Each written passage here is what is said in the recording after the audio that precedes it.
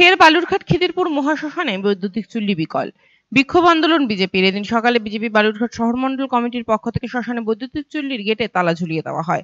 বালুরঘাট পৌর এলাকার খিদিরপুর শ্মশানে ইলেকট্রিক চুল্লির গঠনগত ত্রুটি সরিয়ে তোলার জন্য 2023 সালে সেপ্টেম্বর মাস থেকে কাজ চলা শুরু হয়েছিল।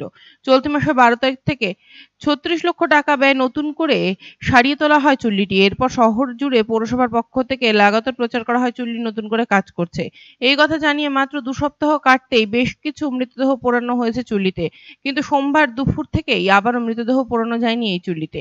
জানা গিয়েছে পর্যাপ্ত হিট ধরে রাখতে পারছে না বৈদ্যুতিক চুল্লি, যে কারণে ওপেন চুল্লিতে কাঠ দিয়ে পোড়ানোর ব্যবস্থা করতে হয় শেষ পর্যন্ত। এর ফলে মৃতদেহ দাহ করতে আসা সাধারণ মানুষরা সমস্যায় পড়ছেন। এই ঘটনার প্রতিবাদে এদিন বালুরঘাট খিদিরপুর মহাশ্মশানে বৈদ্যুতিক চুল্লি গেটে তালা মেরে বিক্ষোভ দেখায় বিজেপি।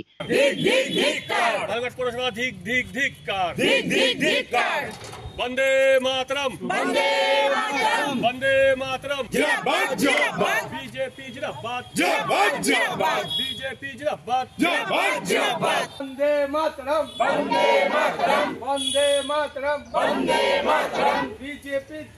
আপনারা জানেন যে বিগত 9 মাস হলো ইলেকট্রিক চুল্লি বন্ধ হয়েছিল। বন্ধ হওয়ার ধরুন 36 লক্ষ টাকা দিয়ে আবার টেন্ডার হলো।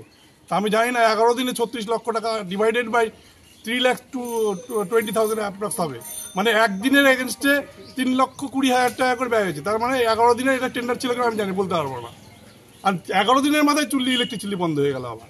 এটার কারণটা কি, টাকাটা গেল কোথায়? আমাদের এটাই বিহিত, এটাই জানতে চাই পৌরসভার কাছে। পৌরসভা এ করে অন্যায় করেই সাথে সাথে মুখ মুছে ফেলছে। আপনারা চোখের সামনে দেখতে পাচ্ছেন একের পর এক দুর্নীতি। এটা 100%। আপনি দেখতে পাচ্ছেন না 11 দিনে 36 লক্ষ টাকা কোনো ব্যয় হয় নাকি? 11 দিনে 3,20,000 টাকার অ্যাপ্রক্সিমেট আসছে। তার মানে 11 দিনে 36 লক্ষ টাকা শেষ। টাকাটা গেল কোথায়? এটা কি 11 দিনের টেন্ডার হয়েছিল? আমাদের দাবি অবিলম্বে এটা সারাতে হবে। একটা চুল্লি নয়, 2টো চুল্লি। একটা বিকল হয়ে গেলে যেন আর একটা থাকে। আর যদি 36-এর জায়গায় 66 লক্ষ টাকা খরচা হয় তাহলে পদত্যাগ করুন, আমরা নিজেরা করবো। আজকে তালা বন্ধ করে দিয়েছি, যতক্ষণ পর্যন্ত বিহিত না হবে পৌরদক্ষ টাইম না দিবে, যে আমাদেরকে 2 দিন বা 3 দিনের টাইম দিতে হবে, কারণ 36 লক্ষ টাকা 11 দিনের মধ্যে শেষ হতে পারে না। যদিও বালুরঘাট পৌরসভার পক্ষ থেকে বৈদ্যুতিক চুল্লি দ্রুত মেরামত করার আশ্বাস দেওয়া হয়েছে। এটা ইলেকট্রিসিটির পাওয়ার আপ ডাউনের জন্য এটা ঘটেছে, যেহেতু ফিডারের ওখানে খিদিরপুর এলাকাতে বন্ধ ছিল, তো সেই কারণে এদিকে ডেড বডি চলে আসছে করে জেনারেটর আমরা যাতে মানুষকে সার্ভিস দিতে পারি, তার জন্য আমরা পৌরসভার তরফ থেকে জেনারেটরের ব্যবস্থা থাকে পাশাপাশি। এবার জেনারেটর যে পাওয়ার সাপ্লাই করে আর ইলেকট্রিসিটির যে পাওয়ার সাপ্লাই করে, এই দুটোর মধ্যে একটু ফ্লাকচুয়েট হওয়ার দরুন কয়েলগুলো কেটে যায়, এবং সেই কয়েলটাকে আবার মেরামত করে দিলেই চুল্লি অ্যাবনর্মাল হয়ে যাবে।